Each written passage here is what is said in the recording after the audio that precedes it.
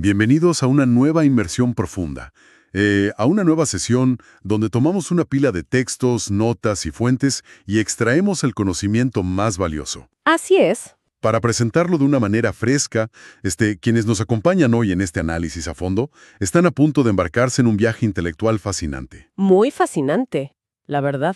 Tenemos sobre la mesa un documento que promete sacudir algunas de las estructuras más antiguas del pensamiento occidental. Se trata de un texto filosófico y teológico muy específico. Ajá. Titulado Capítulo 3, La percepción inocente, sección primera, Expiación sin sacrificio. Y bueno, la misión de nuestra exploración de hoy es clara. Vamos a extraer las ideas más sorprendentes y los giros de tuerca más radicales de este documento. Que no son pocos. Exacto. Ideas sobre conceptos que para muchas personas llevan siglos tallados en piedra. Este es un festín ideal para las mentes curiosas que buscan múltiples perspectivas sin ahogarse en jerga académica. Y bueno, antes de sumergirnos en la profundidad de este material, es fundamental establecer una regla del juego para esta sesión. Una nota de imparcialidad que es crítica. Claro, adelante. Dado que las fuentes de hoy abordan temas religiosos y espirituales muy específicos, hablamos de la crucifixión, la naturaleza de Dios, el pecado. Vamos a examinar todo esto desde una postura estrictamente neutral y objetiva. Completamente de acuerdo. Nuestra labor aquí es funcionar como una lente de aumento. Vamos a analizar y comprender los argumentos del autor exactamente tal y como están escritos en el material fuente. Sin tomar partido. Sin avalar ninguna doctrina. Así es, ni emitir juicios de valor sobre estas creencias. El objetivo es pura comprensión de un marco de pensamiento distinto, entender la lógica interna del texto. Bueno, vamos a desglosar esto, porque el texto no pierde el tiempo y lanza su primera gran bomba filosófica de inmediato. Sí, va directo al grano. Tradicionalmente, en la doctrina cristiana, la crucifixión es vista como el evento central, el clímax de la salvación. La idea de que ese sufrimiento era necesario para pagar una deuda. Exacto. Pero este documento plantea un cambio de paradigma masivo. Afirma que no fue la crucifixión la que estableció la expiación, sino la resurrección. Es un giro enorme. Básicamente le dice a quien lee que han estado mirando hacia la cruz con dolor cuando el verdadero mensaje estaba en superar ese dolor. Y el autor detalla cómo muchos pensadores y creyentes, muy sinceros, han entendido esto al revés. Ajá. Y lo atribuye a lo que el texto denomina una creencia en la escasez. Esa premisa me pareció brutal. Es fascinante. La creencia en la escasez asume que para que algo tenga valor, algo más debe perderse o destruirse. Si aplicas eso a la teología, llegas a la conclusión de que la salvación exigía un precio en sangre. Un intercambio. Exactamente.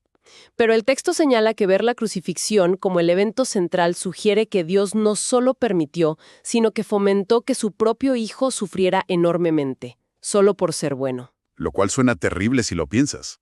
Lo fascinante aquí es cómo el texto clasifica esta interpretación. Ajá. No la llama una revelación divina, sino una proyección humana.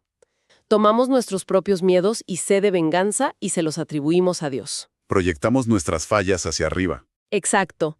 Y el resultado, según la fuente, es que muchas personas viven aterrorizadas de su creador.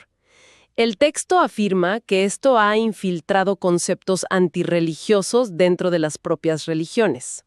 Y eso nos lleva directo a una indignación filosófica que plantea el documento. ¿Cómo podría Dios albergar pensamientos indignos de su Hijo? Es la gran pregunta. Aquí el texto usa un ejemplo cotidiano que ilustra esto perfecto. El padre que le da una paliza a su hijo y dice, esto me duele a mí más que a ti. Un clásico, lamentablemente. Sí, y al decirlo, el padre se siente exonerado, como cumpliendo un deber moral. Pero el autor destroza esta analogía si se aplica a lo divino. Totalmente. El texto rechaza rotundamente que el Padre Celestial piense de esa manera. Un ser supremo no opera bajo esa lógica retorcida de justificar el castigo.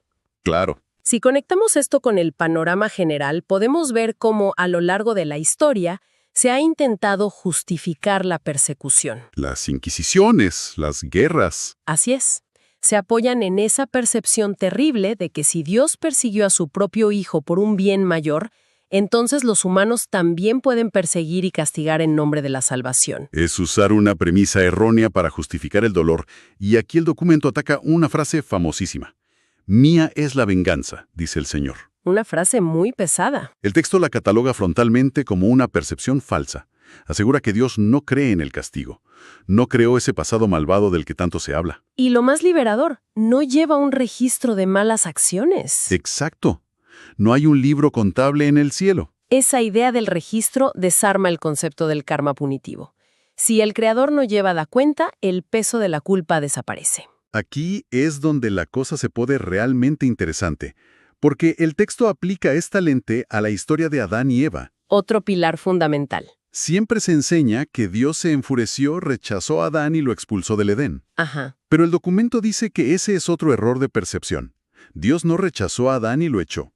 Fue la propia mente humana, abrumada por la culpa, la que se sintió indigna y se exilió. Nosotros cerramos la puerta. Exacto. Proyectamos ese rechazo en Dios. Esa reinterpretación es el puente perfecto para entender la dinámica del aprendizaje según el texto. Si la deidad no castiga, ¿qué hace? Enseñar, me imagino. Exacto. El documento propone que actúa puramente como un buen maestro. Y aquí entramos en el concepto de sacrificio. Que es clave en el título del capítulo. Según la fuente, Dios desconoce por completo la noción de sacrificio. Esa idea procede únicamente del miedo humano. ¿Renunciar a algo por miedo? Sí, y el texto dice algo muy profundo. Los que tienen miedo pueden ser crueles. ¡Wow! Aterrorizar es una forma de ataque. Y los buenos maestros nunca aterrorizan a sus estudiantes, porque el terror malogra el aprendizaje. ¿Te bloqueas por completo? Exactamente. Un estudiante aterrado no asimila la verdad. Por lo tanto, un buen maestro celestial jamás usaría el miedo. Entonces, ¿qué significa todo esto cuando nos topamos con el símbolo del Cordero de Dios que quita los pecados del mundo? Es el símbolo supremo de este tema. ¿Porque la fuente rechaza tajantemente esa imagen tradicional del Cordero manchado de sangre en el altar? Le quita toda la sangre al símbolo.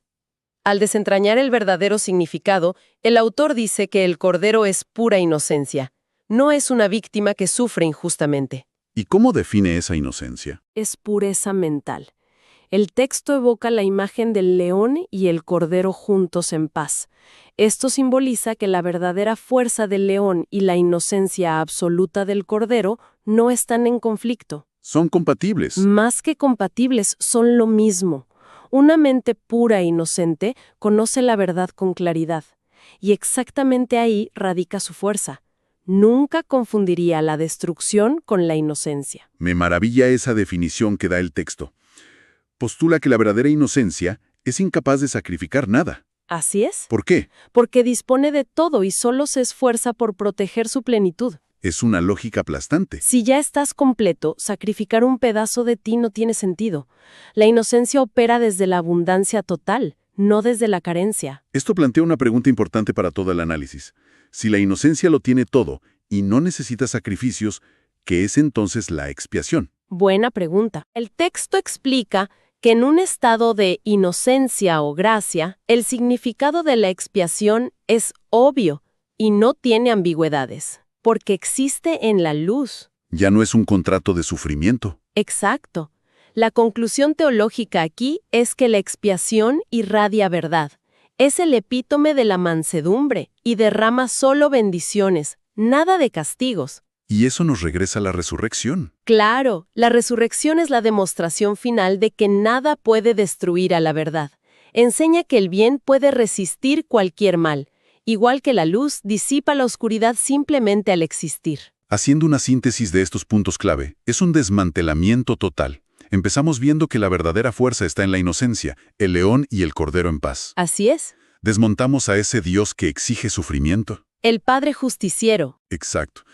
Y sustituimos todo ese miedo por una enseñanza basada en la mansedumbre y la verdad inquebrantable de la resurrección. Y la razón por la que este conocimiento es útil, el famoso y a mí que me importa para quien nos escucha, Ajá, la aplicación práctica. va mucho más allá de lo religioso. Entender cómo los seres humanos proyectamos nuestros miedos y nuestra necesidad de castigo en figuras de autoridad es una herramienta de pensamiento crítico vital. Aplica para jefes, instituciones, todo. Totalmente. Ayuda a cuestionarnos si las reglas, las ansiedades o los sacrificios que aceptamos en la vida diaria provienen de una verdad fundamental o si son solo una proyección del miedo colectivo. Es aprender a detectar nuestra propia mentalidad de escasez. Exactamente. Y para cerrar nuestra sesión de hoy, queremos dejar un pensamiento provocativo. algo para que la audiencia reflexione por su cuenta. Me encanta esa idea. Si, como sugiere el texto de hoy, una mente verdaderamente inocente es incapaz de sacrificar nada, porque reconoce que ya lo tiene todo y está completa. Ajá. ¿Cuántos de los conflictos, la ansiedad y los sacrificios que hacemos en nuestra vida diaria nacen de la falsa ilusión de que nos falta algo? Es una gran pregunta. ¿Cómo cambiaría nuestra forma de relacionarnos con el mundo si operáramos desde esa plenitud y no desde la escasez? Cambiaría absolutamente todo. Y con esa idea en el aire, nos despedimos. Muchísimas gracias por acompañarnos. La invitación de siempre es a seguir manteniendo viva su curiosidad y a seguir cuestionando las ideas preconcebidas. Hasta el próximo análisis a fondo. Hasta la próxima.